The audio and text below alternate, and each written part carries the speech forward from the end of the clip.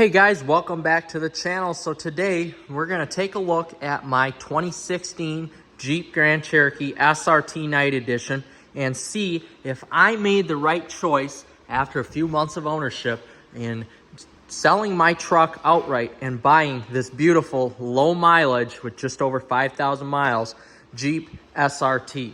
So without further ado, let's get started. So let's start with the reasons why I bought this truck. And first of all, let's just take a look at the rest of the collection here. I am missing my Chevy Volt, which is in there. And then I also have a 78 Dodge Monaco with a 318 V8 two-barrel in it. And I wanted to keep something that was in the collection. So if you guys remember, I had a beautiful 2019 Ram 1500 Laramie, completely loaded from top to bottom. And I decided to get rid of it. It had about 81,000-ish miles on it, and I was looking for something different, whether it was a TRX, which ended up being too expensive, a newer Ram truck, which I really didn't want the same thing, or a Jeep SRT. And here's what came down to the deciding factors here. So you can see I have my Challenger SRT and my 300 SRT. All three vehicles have the brilliant black pearl coat on it. So the paint on every single one of these vehicles is the exact same. So it kind of goes with the collection here.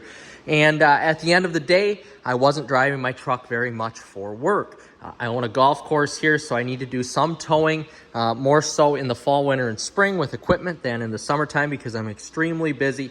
So I basically wrote my pros and cons of each down, and I decided, hey, if I'm going to keep this truck and only drive it, let's just say 5,000 miles per year, which is about what I drive my normal vehicle now with having the Volt, I'm like, hey, I want something that's a little bit more collectible. And if I'm going to keep making a payment on a truck, a big, truck payment, I want to have something that A, I can keep forever, B, is collectible, C, has very low miles, so I can keep it well beyond the payoff period, and D, if that's what we're on right now, have something that is super fast and super engaging to drive because the truck just wasn't engaging to drive. So that narrowed it down to the Jeep SRT or a Ram 1500 GT, which had some cool features on it as well. Well, I test drove the GT, and the problem was I couldn't find all the features that my Ram truck had on it itself. So that narrowed it down to a Jeep SRT. This one popped up on Bring a Trailer. It had 4,600 miles on it. That's right, 4,600 miles on it. And it was a 2016 SRT Night Edition in this black color, about 1 in 300-ish made for the model year. So fairly rare. I don't see a lot of the. I actually never see a Jeep SRT in northern Wisconsin on the road. And I figured, hey, this is a dream car. It looks really good. It has definitely been in my dreams as of late, and it matches the rest of the collection here. So I decided to pull the trigger on it. And in the meantime, I thought to myself, well, hey, I don't have a truck bed. I don't have the towing capabilities of my Ram truck did. But the only time, and this has a towing capacity of 7,200 pounds, the only time I ever towed anything over 7,200 pounds was when I had to borrow a buddy's car trailer and tow my skid steer. And that was probably 10,000-ish pounds, somewhere around there. And that was pushing it for my Ram truck. I didn't really want to, I didn't really feel comfortable with that Ram truck not having a 2,500 towing anything like that again. And it was wintertime with 12 inches of snow on the roads too, so that didn't help. But I figured if I need to tow anything more for some reason than 7,200 pounds, I have a Durango RT Tow and Go at my disposal that can tow 8,700 pounds. So we're going to take a look at that 6.4 engine. And that was honestly my biggest concern, was taking a look at the towing capabilities here. And of course, wintertime performance.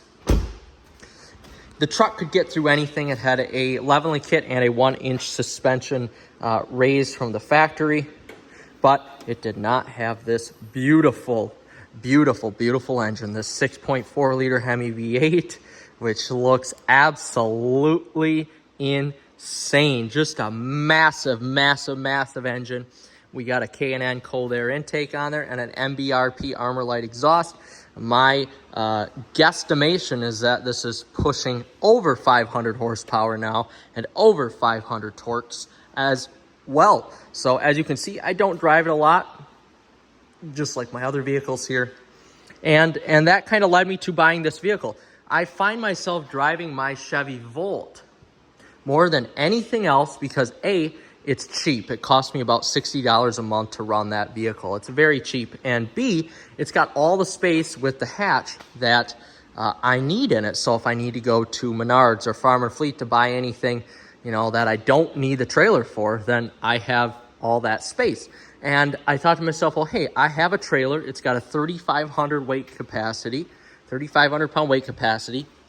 If I need anything long, or if I need to bring tables or whatever someplace, I can just hook it up to my tow hitch, which is covered, uncovered under the SRT trimmed bumper there. So right now, the heaviest load I have to pull is my 2000 Sport Nautique, and that with gas in it and trailer and boat and everything there.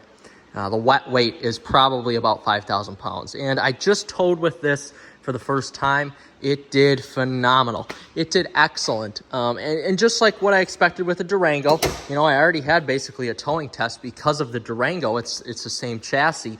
And the Bilstein active suspension on here, it works wonders. It works wonders. It really does.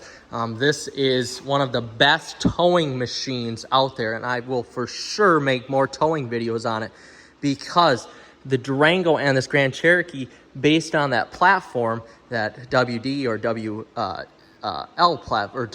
platform, it just does such a good job towing. It's such a good vehicle for its size, and the Durango included. The chassis is so strong and so rigid that even when you have a large inboard ski boat behind you, you really don't feel it. And paired with the 6.4 liter Hemi V8, you're not missing a beat. I mean, the 0 to 60 on this with that boat is probably the same as my Chevy Volt. It is crazy how fast this thing is, even with a trailer hooked up.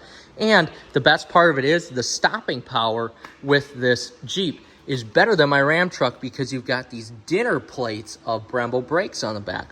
So that furthered my decision on getting a truck. Now, wintertime performance, of course, these tires, these Pirelli tires on here are awful, the run flats. These are terrible tires. We had these on our Durango RT Tow and Go as well. Same size, same everything. They were terrible. They were loud. They didn't do good in the wintertime, and they, you know, just didn't have that. They had great summertime performance, but not all season performance, and that's what you want out of a tire when you're in northern Wisconsin, because now I don't have a truck. I have to drive something in the wintertime in case we get some snow. So again, only when we get snow, this will be driven. Otherwise, that Chevy Volt will perform just fine with the tires that it's got on it. So that will be my daily driver in the winter. So don't attack me in the comments on, you know, whether or not this will be driven in the winter. It won't very much, and I have a heated shop that I can clean the underneath and clean everything in it, which I do quite frequently. So I've got wintertime performance that I was worried about here and still am. And the one thing I loved about the truck the most was the fact that you don't have to worry about throwing anything in the bed of a truck.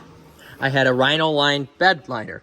It was great. I could throw anything in there. I didn't have to worry about it. So now for work, for example, if I need to take some of my triplex reels or bed knives or anything like that, or any of my golf course equipment with, I can't just throw it in the trunk. I need to essentially bring the trailer with. So it's kind of a, you know, a catch-22 situation there where, hey, now I need to bring the trailer every place I go for those few trips that I do. And I do a lot of ice fishing as well, but I live on the lake and I don't have the time to travel as much anymore. So all of this will have to be taken to the house again with the trailer. Again, I do snowmobiling. I snowmobile a lot. I travel for that. So all of this extra equipment now, you know, the extra seats, oil, everything like that is now going to have to go in the trunk of the SRT, which is a little bit of a bummer as well. You know, any of that extra stuff there. is going to have to go in the trunk. If I go hunting that isn't on the golf course, it's going to have to go in the trunk instead of the bed. So I have to make sure everything I put in here is fairly clean, because you don't want, you know, anything to be just thrown in here because of the carpet or anything like that. But you do get a little bit of space here along the side of the spare tire, which it is nice that it comes with a spare.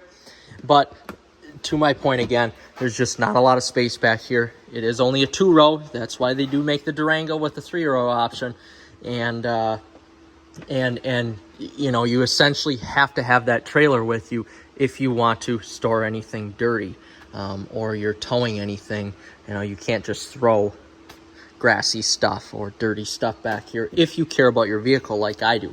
So that's still a big negative, and I haven't had this Jeep long enough to really, you know, experience that yet. And that was what was so nice about the truck, was that you had such a commanding view of the road with it. And yes, you do sit up high in this, but it's not like a truck. You get that almost that false sense of security with the truck, especially in the wintertime, that, you know, with BF Goodrich TAKO2s on there, that you're not going to get stuck, which that truck never did. We had some big snows here in northern Wisconsin where we got 20 inches plus of snow in one sitting, and it just barreled through it just fine. So this cannot do that. It just cannot, unless it has proper tires. So I'm curious to see how the wintertime performance is going to be. I'm curious to see essentially how the towing performance is already phenomenal. I mean, I've already towed the heaviest thing that I have, and it tows it just fine. I don't anticipate myself towing anything more than that. I just don't have the time to, you know, do that if I were to help a friend out or whatever. All my friends have trucks now. So I'm again still curious to see how it's going to, you know, perform with just throwing stuff in the back. It's not a huge trunk by any means. You know, the lift gate does go up, which is nice, but it doesn't have that truck back end. So really, at the end of the day though, am I happy that I did it?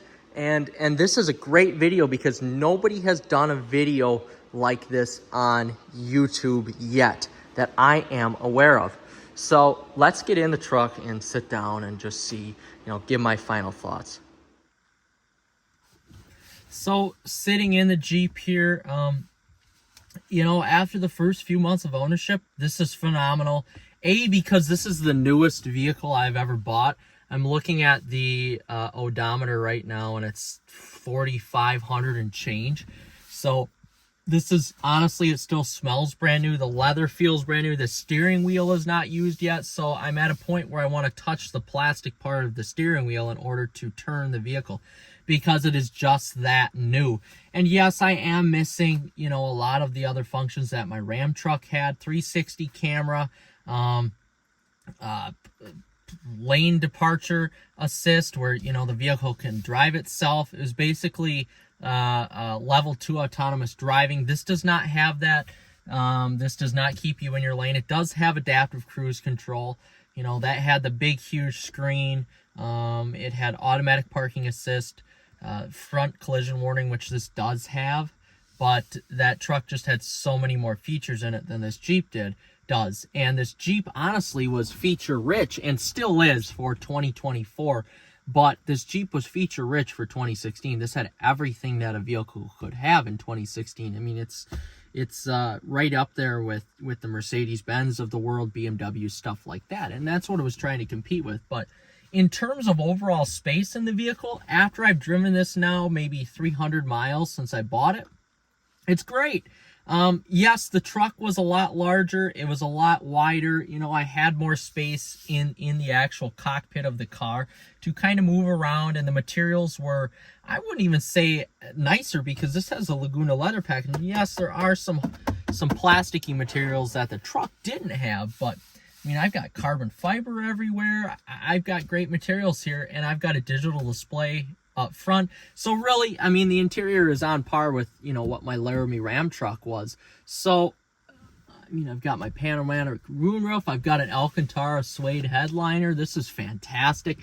So really, at the end of the day, I'm very happy that I got this, and I was hesitant on making the switch to an SUV for years, and it was it was the winter of last year.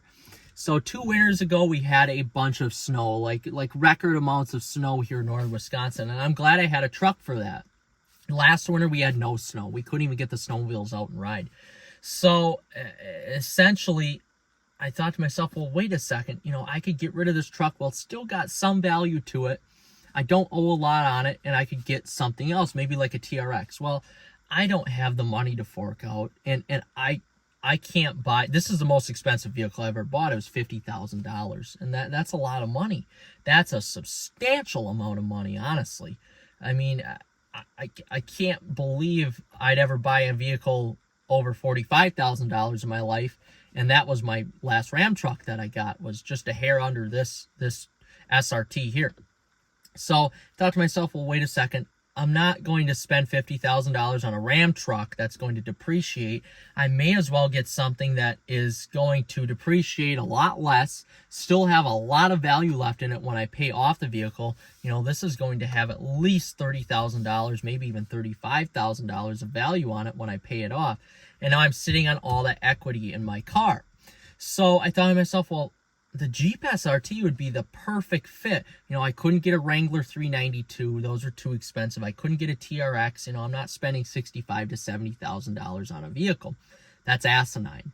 So I thought to myself, well, the next best thing is the OG Jeep SRT. The vehicle that started this four-wheel drive muscle car craze, sort of, if you will. And the SRT is perfect. This Jeep is probably the best product besides that Ram TRX or the Durango. It's tied with the Durango as the best product FCA made back then. So essentially, at the end of the day, I'm extremely happy I bought it because, like most truck owners, and I wasn't like most, I used my truck way more than any other truck owner around here really used their truck, unless it was a work truck, because I have to tow for work. I tow constantly for work, and I have towed with this now a couple times for work-related stuff. And I thought, well, what the heck? I can get something that I know is going to tow damn near as good as my Ram truck does, and it's going to, have more power and more fun to it. It's going to be engaging drive. I've got a launch control button here. I've got an SRT button. I've got a custom mode. I've got all these different drive modes, and I've got space to boot back here. So for me, making the switch from a truck to a Jeep at my level of work was something I had to spend a lot of time with. But at the end of the day, if I only drive my truck 5,000 to 7,000 miles a year, because I have that Volt, I don't plan on driving this much in the summertime. I really don't. I've got three other fun cars now I get to drive in the summertime. And I don't plan on driving this a lot in the wintertime. So, and the insurance is dirt cheap on this compared to my Ram truck. I'm looking at $40 less per month for this than my Ram truck was. So at the end of the day, I had to put months and months of thought into it. I just didn't want to get rid of my truck for a Jeep SRT because of the space issue, the winter issue, the towing issue, the bed issue. But I'm happy with it so far. I'm going to be doing updates with this here, living with the Jeep Grand Cherokee SRT as somebody who, does stuff for work, needs to pick up stuff. I need to bring all for example, my lawnmower blades up to, my blade sharpening place here for its year-end, services. And I need to bring all my triplex mowers, my specialty mowers, all those, 100-pound units down to Eau Claire where I get those serviced. So I can't just throw those in the bed. But even when I needed to use that stuff or bring it down to someplace to get service, I needed the trailer anyway because I have so much of it. So at the end of the day, I've got a 16-foot trailer. If I absolutely need to use that, I can use it. It's great. Now, if I didn't have a trailer, that would be a whole different story.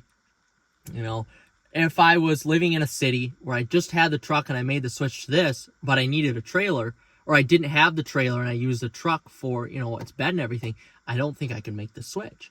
But I'm in a rural area. I have tons of space for an extra trailer in the yard or here at work, and, I can make it work. So at the end of the day, it made sense because of the fact that I have a $3,000 trailer. I can have that and own this Jeep, no problem whatsoever.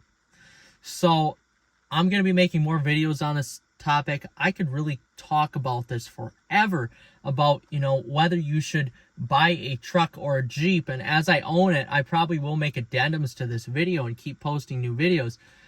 Honestly, trucks are great. I've owned 3 Ram trucks. They're phenomenal. They're the best things on earth. Trucks are the greatest road trip vehicles. You know, you cannot beat a truck. But for me, having 2 engaging cars, and 3 really with my girlfriend's AMG GLE, and 4 now with the Monaco, I wanted my 5th car to be engaging too. So this was the only vehicle that could do it for me that was in my price range and in my budget.